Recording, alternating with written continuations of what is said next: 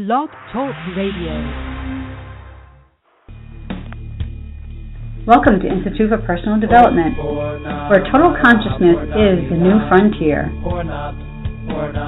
Kriya Yoga is the union of the individual with the divine. Join us as we explore the practices that initiate this process. Good morning. Welcome to the Voice of Yoga. Let's talk consciousness. I am your hostess, Lisa Winton, and with me is Kenny Toy, also known as Swami Jayananda, founder of Institute for Personal Development, located here in Hampton, New Hampshire. Well, good morning, Swami. Thank you for being here today. How are you? Good morning. I'm doing all right today. How about you? I'm doing great, thanks, and I hope our listeners are doing well. Well, thank you, listeners, for tuning in. Today on The Voice of Yoga, we will talk about Memorial Day by honoring those who have transitioned by sacrificing themselves for the greater whole. We will discuss topics like selfless service and universal order. Why do we have war? Is it possible to have peace on earth? And if so, how can we make it happen? Swami will show how Kriya Yoga can be used to resolve all inner conflicts that will serve as the origins of a new global condition of harmony. So Swami did a little bit of research on Memorial Day, and the official birthplace of Memorial Day is actually Waterloo, New York. And they actually first celebrated that holiday on May 5th, 1866. And Memorial Day originally honored the military personnel that fought in the Civil War, and that was between 1861 to 1865. And believe it or not, 620,000 Americans actually died in that Civil War, making it the most deadliest war in our history. So having prefaced with that information, let's answer that question, why do we have war? Yeah, part of it is what we call the nature of the beast. You know, that the physical world, the manifested world, things manifest in half, and then they produce a complementary, unmanifested other part. So you can't have war without a complementary, unmanifested peace, and you can't have peace without a complementary, unmanifested war. And so the pendulum keeps swinging back and forth, kind of a thing.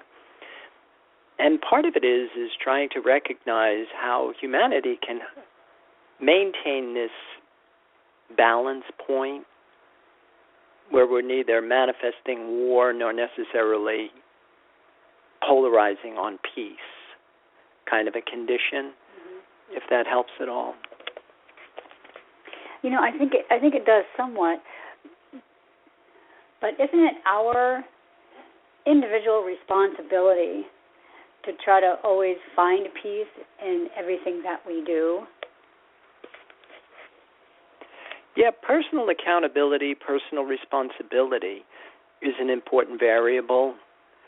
And one of the things that we always talk about in Kriya Yoga are levels of consciousness and degrees of awareness, that oftentimes you can be doing the exact same thing at a different level of consciousness and a different degree of awareness. The whole concept of being able to maintain that sense of peace or tranquility in the eye of the storm. So in other words, to actually be peaceful on the battlefield is a possibility. To be able to maintain that position of harmony, inner tranquility, and still be in the throes of real-life circumstances and situations.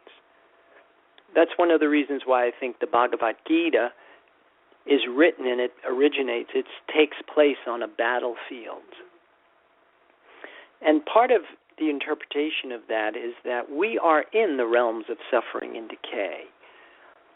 Our lives, everybody here, we are fighting a hard battle. And for a lot of us, it's more of an internal struggle than it is an external struggle. At least that's, for the most part, what we experience here in America. We are so fortunate to be in the environment that we are in comparison to some places on the planet today. And, I always live with that attitude of gratitude that I happen to have been born in this incarnation in this particular country, having been to other places where, people are walking around. There are soldiers with, machine guns, and you just have this, you can just feel this underlying energy of fear, if you will. And that can be disconcerting for a person who's really trying to become something different, trying to become whole. Well, there again, that's what we're talking about, the nature of the beast.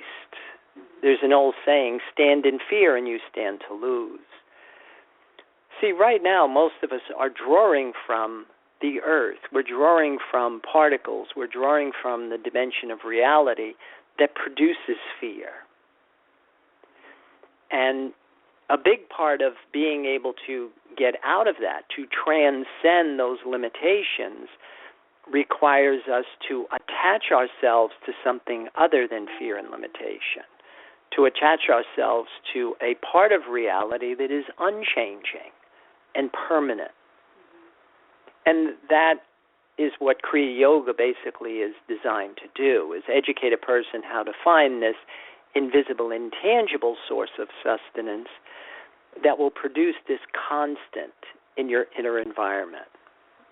It won't negate what's going on in your outside world, and it certainly won't eliminate all your necessary fears, but it will make them smaller and way more manageable. That makes perfect sense. Thank you for that explanation. But can we get back? I want to talk about what the soldiers, what they have to struggle with. So you had mentioned the Bhagavad Gita, and the Bhagavad Gita is a 700-verse Hindu scripture, and I had found out that Bhagavad Gita means Song of the Lord. So I was reading that, and the main character in the Bhagavad Gita is Prince Arjuna, and he is on the battlefield. That's like you were just saying earlier.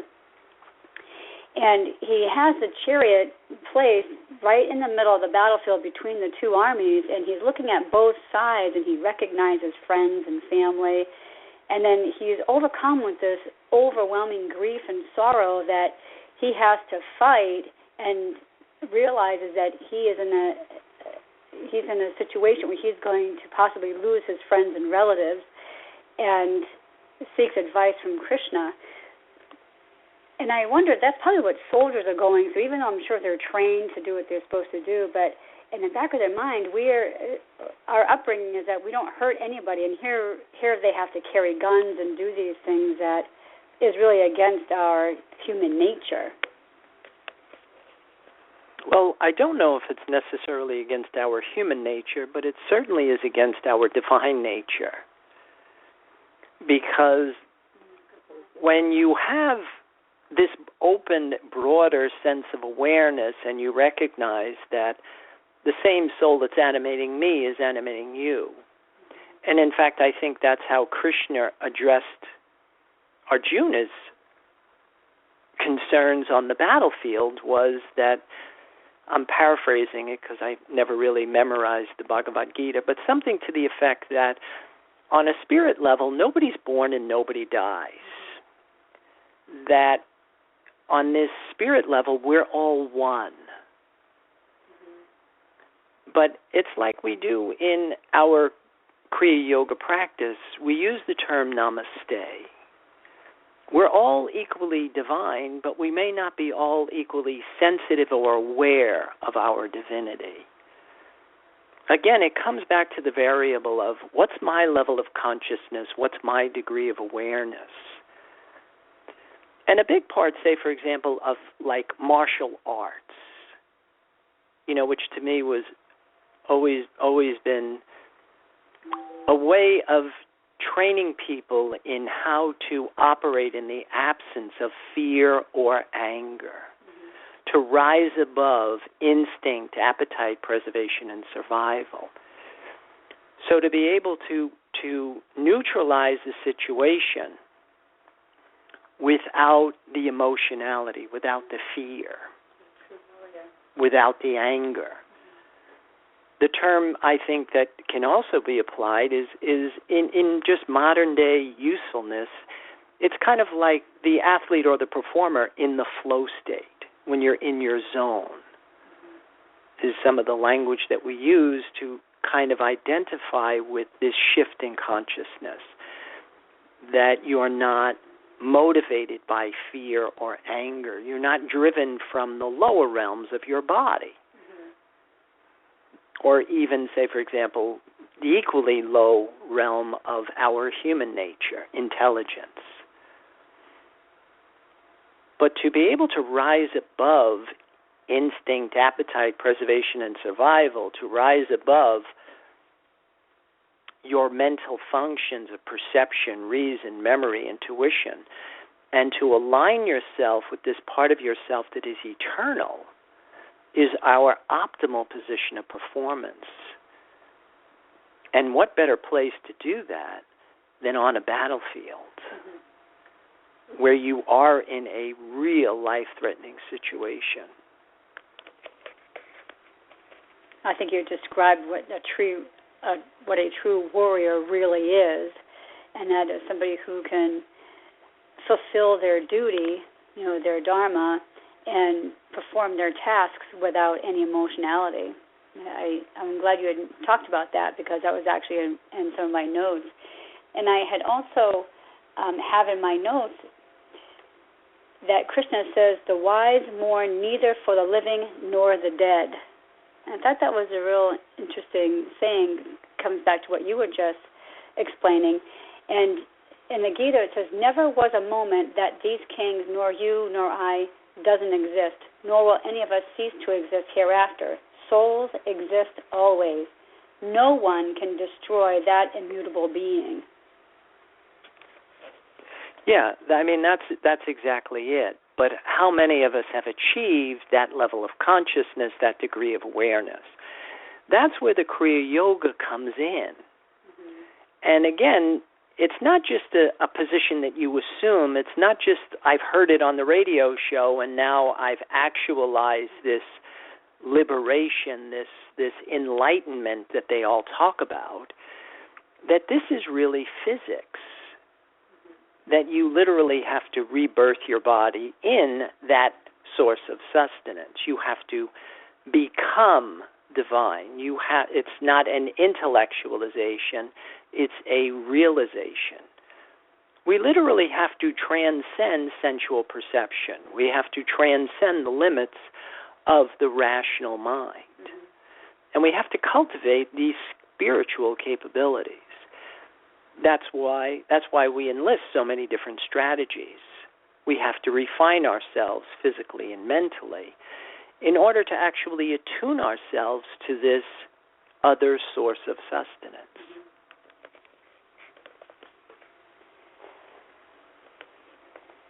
Now, you have always said these three important words, and that is put God first. That's the basis of everything that we do in Kriya Yoga. Well, my question to you is, no matter what our duty is, if we perform whatever task that we have at hand and we put God in the forefront, then are we acting according to divine law and thus fulfilling our dharma, our duty? Yeah, I mean, I think that's exactly what's happening. That you put God first, which, again, that's a string of words that can mean anything to anybody. But in this model, it means that you have internalized this source of sustenance as the symbol that your body uses to validate itself. That matter and mind have now come together with this other source of sustenance. It initiates this progressive cycle that starts to turn the individual into a different entity. The term is called apotheosis, this process of the individual becoming divine. With this connection, the conscious mind opens. Your identity transcends the limits of seeing yourself as a separate entity. See, one of the things that we're always saying is that humans in the adult state are virtuous by nature. It's not something that you're trying to do. It's now your DNA. That is your default automatic response in a situation. It's a very different thing than when we are doing good as when we be good. Right? But to put God first, again, what does that mean? What does that look like when I'm doing it? Because that is the most important part.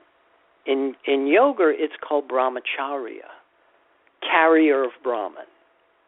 That now, the term I always try and refer to is you prey on prana, P-R-E-Y. You use the life force as your new source of sustenance. But it has a different return. It produces different results. And now you have the benefit of what we call internal support. You're not drawing off the outside world. You're actually giving back.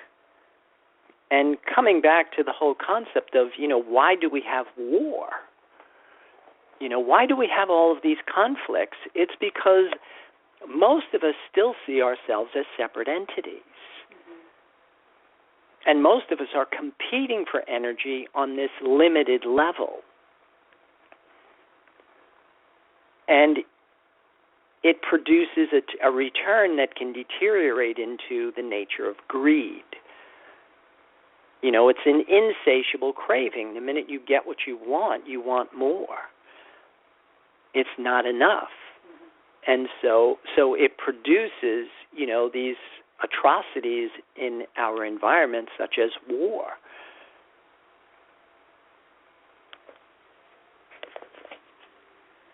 All right, well, I have a few more questions to ask you, but I think it is about that time where we need to hold that thought and pause to hear a word from our sponsors. But listeners, we will be back in a few moments. Om Purnamada Purnamidam Purnamudachyate. If you are looking for a Samadhi-based experience, IPD Kriya Yoga has the goods. A complete yoga program that includes the practices and the process.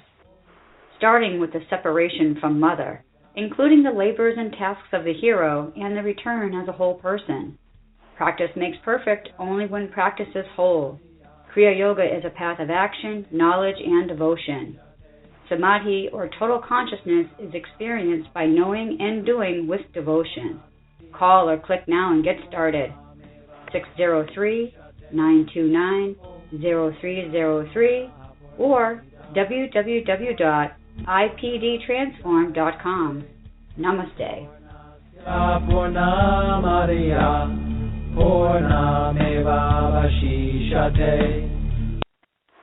Welcome back. For those of you just joining us, you are listening to The Voice of Yoga, and we are talking consciousness. So, Swami, we were talking a while back about Dharma and duty, and I just want to make a point I have in my notes I had made a few days ago that I was brought up and taught by my dad that no matter what it is that you do, no matter what occupation you decide to go into, whatever you decide to do to earn a living, you do the best you can every day at that job. And you find joy in what it is that you do, and you do the very best. So then I was reading the Bhagavad Gita again last night, and I came across these words, and it says, yoga is skill in action. So I guess if we approach what it is that we do for a living, and we do it with a sense of joy and purpose, our duty, our dharma that we were talking about before, then doesn't that change how we feel about maybe going into a job that we wouldn't normally have appreciated or enjoyed doing? Well, to answer your question, I don't think it can be summed up in just your conduct.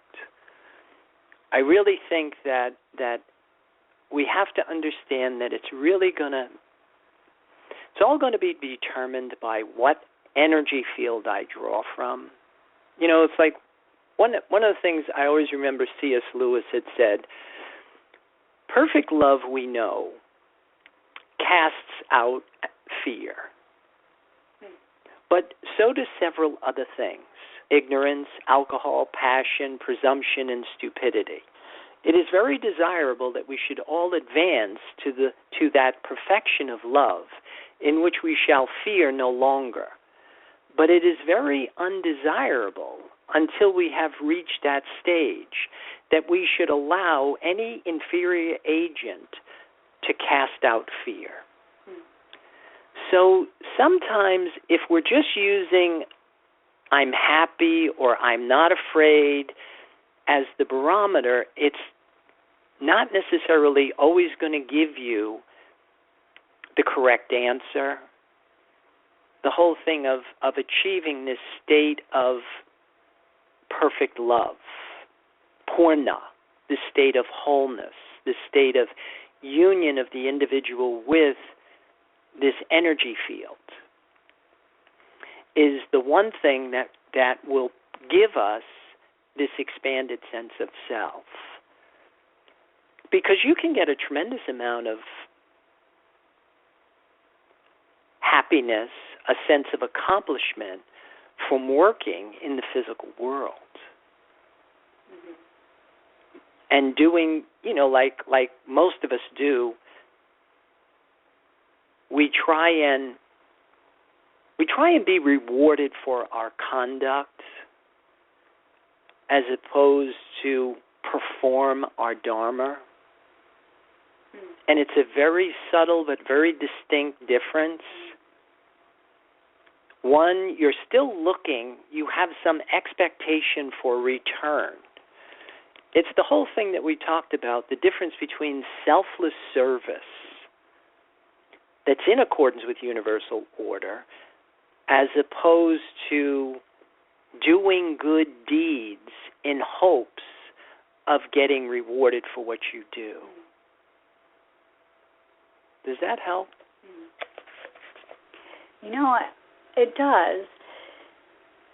I guess I was thinking that if yoga is skill in action, and we have talked before about, this procedure of apotheosis it's a procedure and it's a process. So because we are living in this particular dimension, this world, in the physical world, we can still put yoga in action in everything that we do, including whatever our occupation is, right?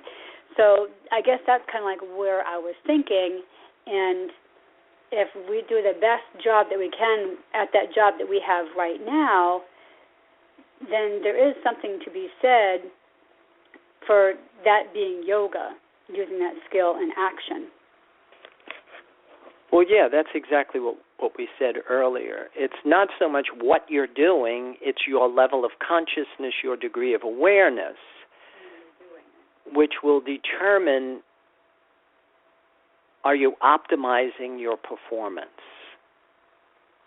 It's all kind of come down to what energy field do I draw from? Am I drawing from the outside world? Am I drawing from particles? Am I drawing from waves? Or am I drawing from this indivisible unified field? And when your whole sense of self is totally established based on that energy field, then, of course, your performance is selfless. You're able to give out without any need for any return. And it doesn't matter what you're doing. Whether you are at work,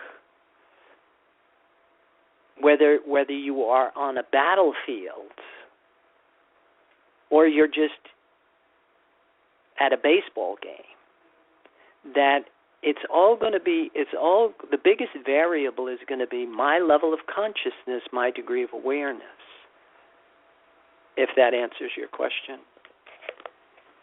It does, and I'm glad you had spoken about the expectations and results, because isn't that how we prevent the karmic wheel is we should be approaching every situation, everything that we do, without an expectation of results. Because isn't it the want of those results that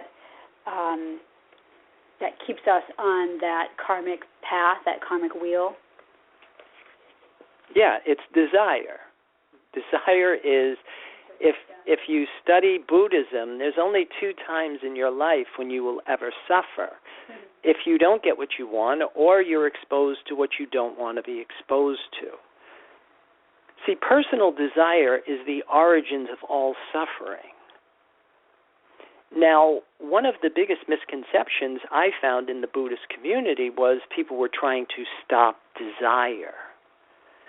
Well, physics tells us that matter can't be created nor destroyed, only changed. You can't get rid of desire. But what we can do is desire the void or the nothing.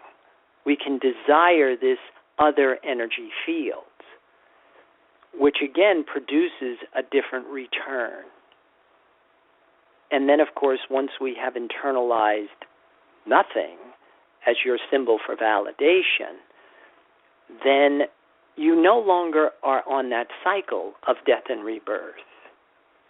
That's what produces what they call liberation in yoga, or even in other religions it's referred to as salvation.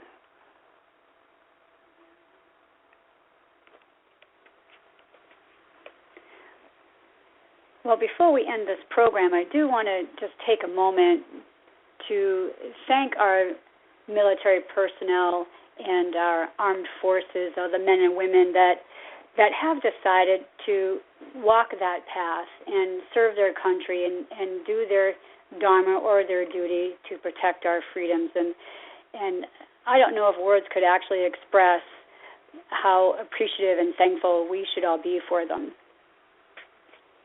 Oh, absolutely. I totally agree with you. In fact, I think that show that we did on Veterans Day might have been, when we talked about just how Herculean it must be for somebody who doesn't have the benefit of internal support to be in such a life-threatening situation without the skill, without the tools, to be able to manage that adequately, to use technique. Just like you said, yoga is all about skillful, use of action. That you have things that you can and you must do in order to sustain this level of consciousness, this degree of awareness. And to have those people exposed to that type of environment without the benefit of good leadership. So you can just imagine just how much more difficult it is for them. And like you said, the utmost appreciation for, what they've done to uphold our standard of living. Yeah, that was a great call out. Thank you, Swami, for that. But I think I have to start closing down the show, another fast one it seems. So listeners out there, don't forget, visit the website. You can follow Swami on Pinterest and Twitter, Facebook, whatever social media kind of grabs you. There's so much out there. But also available to the listeners are the online classes you can access through the website, ipdtransform.com. Just click on the link for online classes. It will direct you to Powwow. You can make your selections from there. But continue, please, to submit your comments and questions and curiosities, because Swami does enjoy hearing from you. And be sure to tune in next week. We will be discussing the movie God's Not Dead. We had mentioned it last week. You can watch this movie from Netflix streaming to help prepare for that show. I think that's going to be a very interesting program. So, Swami, any final thoughts or comments about our discussion today? Well, I would like to thank all of those that have served and supported our freedoms and principles. And I would also like to say that in order to maintain peace on earth, refer to the Chinese proverb, light in the soul, beauty in the person, harmony in the home, honor in the nation, peace in the world. And with that, I'll wish everybody a good day. Namaste. And thank you for listening to our program, The Voice of Yoga. This is Lisa Winton along with Swami Jayananda signing off. Have a wonderful Kriya Yoga kind of day. Namaste.